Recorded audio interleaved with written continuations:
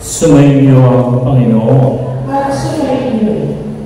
Ang mabuting balita ng Panginoon ayon kay San Lucas. Papuri sa iyo, Panginoon. Noong panahon iyon, tinanong ni Jesus ang mga alagad ng patalinghagan. Mari bang maging taga-akay ng bulag ang isa ring bulag?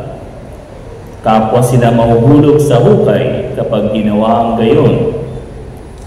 Walang alagad na higit sa kanyang guro. Ngunit kapag lubusang naturuan, siya'y magiging katulad ng kanyang guro. Ang tinitignan mo'y ang puwing ng iyong kapatid, ngunit hindi mo pinapansin ang tahilan sa iyong mata. Paano mo masasabi sa iyong kapatid, "Kapatid, bayaan mong alisin ko ang iyong puwing," gayon hindi mo nakikita ang tahilang nasa iyong mata? Mapagpaibabaw, alisin mo muna ang tahilan sa iyong mata at makakikita kang mabuti. Sa gayon maalis mo ang puwing ng iyong kapatid. Walang mabuting punong kahoy na namumunga ng masama at walang masamang punong kahoy na namumunga ng mabuti.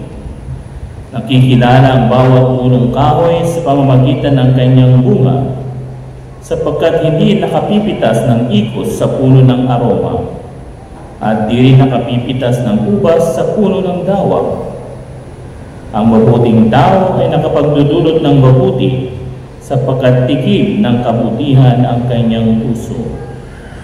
Ang masamang tao ay nakapagludulot ng masama, sapagkat puno ng kasamaan ang kanyang puso. Sapagkat kung ano ang bukang bibig, siyang laman ng dibdib. Ang mabuting balita ng Panginoon. Pinupuri ka namin, Panginoon Jesus.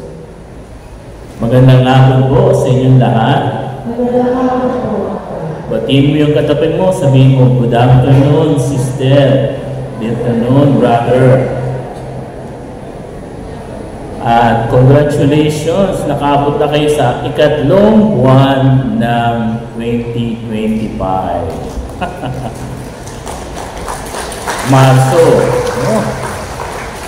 At of course, no? Yung iba, hindi na nakaabot din ng Marso.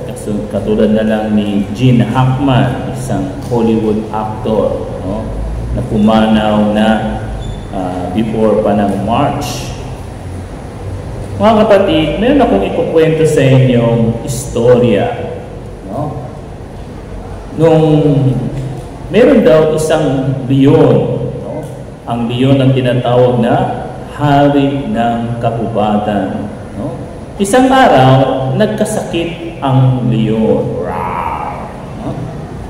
At lahat ng hayop ay nag-alala. No? Lahat sila ay nagpunta doon sa kuweba kung nasaan ang leon. No? Siguro kumanta pa sila ng "There's a calm surrender." No? "Can you feel the love tonight?" No? Habang inaano nila yung leon.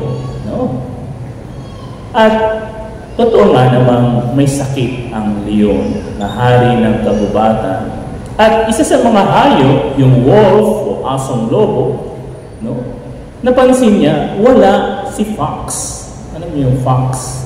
Ano bang tawag dun sa Tagalog? Kalimutan ko na. No? Si fox wala. Sabi ng wolf, "Hari, bakit lahat ng hayop nandito pero wala si fox?" So sabi nung leon, "O nga no, alam naman niyang hari ako, pero bakit hindi siya pumunta rito at bisitahin ako?" Alam niyo sabi ni wolf? Sabi ng asong lobo, "Mahal na hari, wala siyang respeto sa inyo." No? Ibig sabihin, hindi niya kayo tinuturing na hari. No? Nagalit ang leon. No? Siyempre, no? Sabi niya, "Talaga ha? Sige, padala niyo dito si fox, no? At malalaman niya ang kanyang sintensya.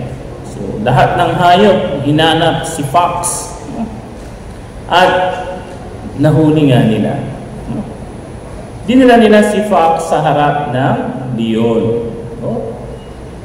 At tinanong ng leon yung Fox, sabi niya, bakit hindi ka bumisita sa akin? Alam mong may sakit ako. So, si Fox, kalma lang, sabi niya, kasi mahal na hari, nagre-research ako sa inyong sakit o karamdaman. Totoo, sabi ng leon. Nagre-research ka para sa akin? Oo, sabi ni Fox. Ano naman ang na-research mo? Sabi ng leon, bago kita kainin. Kailangan tama yung sagot mo, ha? Kailangan valid yung iyong pagre-research. So sabi ng Fox, nag-research po ako kung anong magandang gamot sa inyong karamdaman para kayo ay gumaling kaagad. So biglang napangiti yung hari. Natuwa siya kasi nag-research pala. Sige, sabi ng leon, ano ang dapat kong gawin para ako gumaling? Sabi ng Fox, kailangan lang kong kumain kayo ng isang karne. Sabi ng leon, anong karne yun? Karne ng isang wolf. So, pinagpawisan yung wolf, at tumakbo yung wolf, kasi hinabol kagad siya ng leon para kainin. Buti na lang, mabilis nakatakas yung wolf at sinundan siya ng fox. At nung sila na lang dalawa, alam niyo sabi ng fox dun sa wolf? Sabi niya, alam mo, hindi maganda ang naninira ng ibang hayop. Kasi babalik din sa iyo yan at mas worse pa. Kita mo, siniraan mo ko dun sa leon, di ikaw ngayon ang kawawa. So mga kapatid, alam niyo na siguro yung gusto kong ipahatid sa inyo tungkol dun sa story ng leon, ng wolf at saka ng fox. Sa ating ebanghelyo, sabi ng Panginoon, mapag-imbabaw, bago mo alisin ang puwing sa iyong kapatid, tignan mo muna ang tahinan sa iyong mga mata. Katulad ng wolf, marami sa atin ang tinitignan yung napakaliit na pagkakamali ng ating kapwa. Nakakalimutan natin yung napakalaking ating kasalanan. Tuloy, sabi nga nila, the more you judge others, the more you less concern of yourself. Marami sa atin, napakagaling tumingin sa mali ng iba. Kaya nga, alam nyo, yung mga taong ganyan, meron daw silang PhD. Alam nyo yung PhD? Hindi Doctor of Philosophy. Ano yung PhD? People hating differences. Mga taong galit sa mga pagkakamali o pagkakaiba ng iba. Uy, tignan mo yung si sister, tignan mo yung itsura, ang kapal ng kilay. Uy, tignan mo si brother, kung magsuot, parang baduy. Kita niya, People hating differences. Ayan, At ano pa? Itong mga taong to, meron silang degree. Ano pa? CPA. Alam niyo yung CPA? Hindi yung ano tawag dito? Certified Public Accountant. Hindi. Ano yung CPA? Itong mga taong ang nakikita ay mali ng iba. Cannot please always.